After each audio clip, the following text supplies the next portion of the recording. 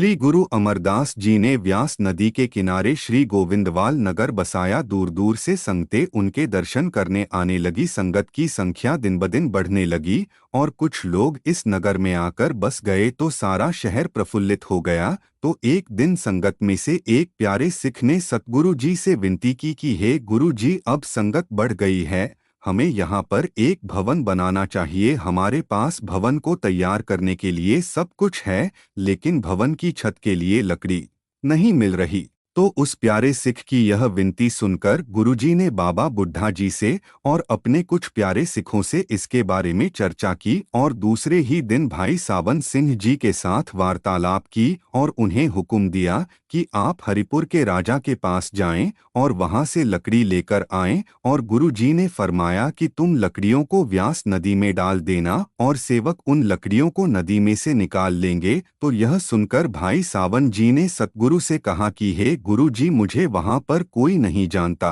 पता नहीं वहां के लोग मुझे लकड़ी देने के लिए राजी भी होंगे या फिर नहीं। तो यह सुनकर सतगुरु कहने लगे कि हे भाई सावन, तू इस बात की चिंता क्यों कर रहा है।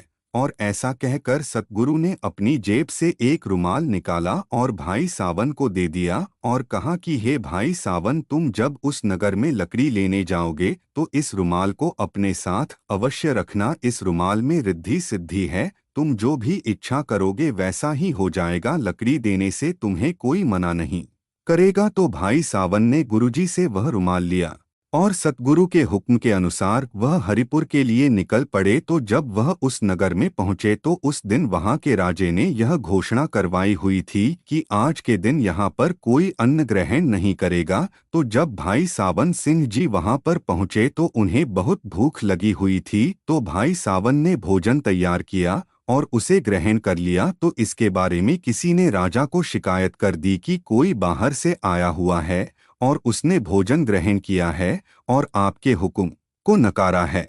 तो यह सुनकर राजा ने कहा कि उसको मेरे सामने लेकर आओ और साथ ही अपने सिपाहियों को हुक्म दिया कि जाओ उसे पकड़कर मेरे पास लेकर आओ। तो राजा के हुक्म की पालना करते हुए सिपाही उसको ढूंढकर पकड़ कर लेकर आए और जब भाई सावन को राजा के सामने पेश किया गया तो राजा ने कहा कि आज एकादशी है, इसलिए हमने नगर में भोजन न ग्रहण करने की घोषणा करवाई है, क्या तुमने व्रत नहीं रखा। तो यह सुनकर भाई साहब ने कहा कि गुरु घर का लंगर तो हमेशा चलता रहता है और वैसे भी गुरु घर इन कर्मकांड में विश्वास नहीं रखता। तो भाई सावन जी की यह बात सुनकर राजा शांत हो गया, लेकिन पास में ही बैठे एक वैरागी ने राजा को यह कहकर भड़का दिया कि इस व्यक्ति ने आपके हुक्म का पालन नहीं किया, इसको तो कैद की सजा होनी चाहिए। तो यह सुनकर राजा उस वैरागी की बातों में आ गया और उसने भाई सावन जी को कैद में डालने का हुक्म दे दिया। दूसरे ही दिन राजा के पुत्र को हैजा हो गया, जिसके कारण राजा के पुत्र की मौत हो गई और महल में मायूसी छा गई। सब लोग विलाप करने लगे। तो यह सब देखकर राजा के मंत्री ने राजा को सलाह दी कि हे राजन, आपने जिस व्यक्ति को कैद में डाला है वह व्यक्ति निर्दोष है और यह सब आपके साथ इसलिए ही हुआ है। आपको उस व्यक्ति को छोड़ देना चाहिए, उसे कैद से रिहा कर देना चाहिए और आपको अपनी इस गलती की उससे माफी मांग लेनी चाहिए। तो राजा को उसकी सभी यह बातें सही लगी। तो यह सभी बातें सुनकर राजा ने अपने वजीर को हुक्म दिया कि सावन मल को रिहा कर दिया जाए। तो जब भाई सावन जी को रिहा कर दिया गया तो उन्होंने बाहर आकर महल का माहौल देखा कि सभी तरफ मायूसी छाई हुई थी। तो यह सब देखकर भाई सावन जी ने कहा कि अगर राजा गुरु जी का सिख बन जाए तो गुरु जी की कृपा से उसका पुत्र जीवित हो जाए। तो भाई सावन जी के मुख से यह बात सुनकर वजीर ने राजा से बात की और राजा को बताया कि सावन मल तो ऐसे कह रहा है। तो राजा ने यह सुनकर कहा कि अगर गुरुजी मेरा पुत्र जीवित कर देंगे तो मैं और मेरा परिवार गुरुजी के सिख बन जाएंगे। तो उसके बाद फिर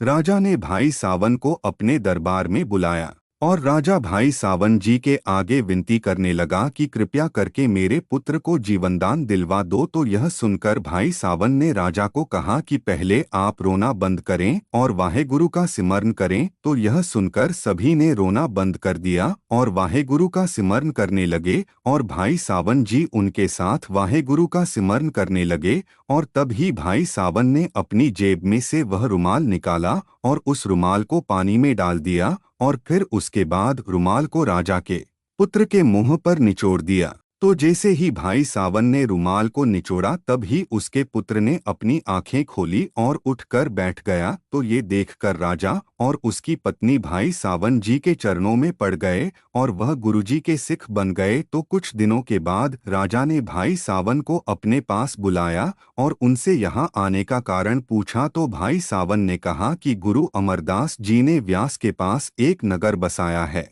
जिसका नाम गोविंदवाल है और सतगुरु वहां पर संगत के ठहराव के लिए एक भवन तैयार करवा रहे हैं जिसके लिए बहुत सारी लकड़ी की जरूरत है। तो यह सुनकर राजा ने तुरंत ही अपने सिपाहियों को हुक्म दिया कि पेड़ों को काटकर बड़ी बड़ी लकड़ियों के गठल बनाकर नदी में बहा दिए जाए। तो सिपाहियों ने ऐसा ही किया, पेड़ों को काटकर लकड़ियों के बड़े बड़े गठल व्यास नदी में बहा दिए।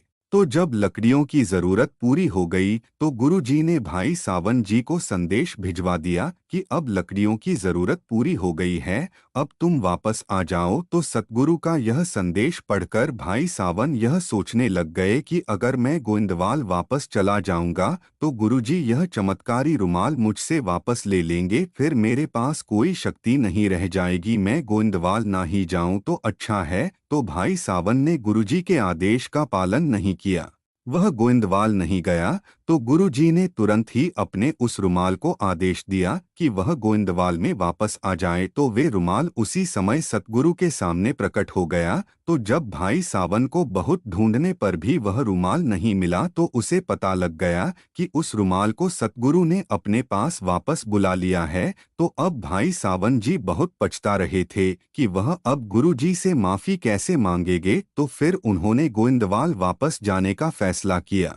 तो भाई सावन जी ने अपना यह फैसला राजा को बताया कि मैं अब गोविंदवाल वापस जा रहा हूं और आप भी मेरे साथ वहां पर चलिए और गुरुजी के दर्शन कीजिए, वह संगत की मनोकामना जरूर पूरी करते हैं। तो यह सुनकर राजा ने अपनी रानियों के साथ गुरुजी के दर्शन करने का फैसला लिया। तो जब वह गोविंदवाल पहुंचे तो भाई सावन जी ने सबसे पहले जाकर गुरुजी के आगे माथा टेका और सतगुरु को बताया कि हे गुरुजी, हरिपुर के राजा अपनी रानियों के साथ आ जी के दर्शन करने आए हैं।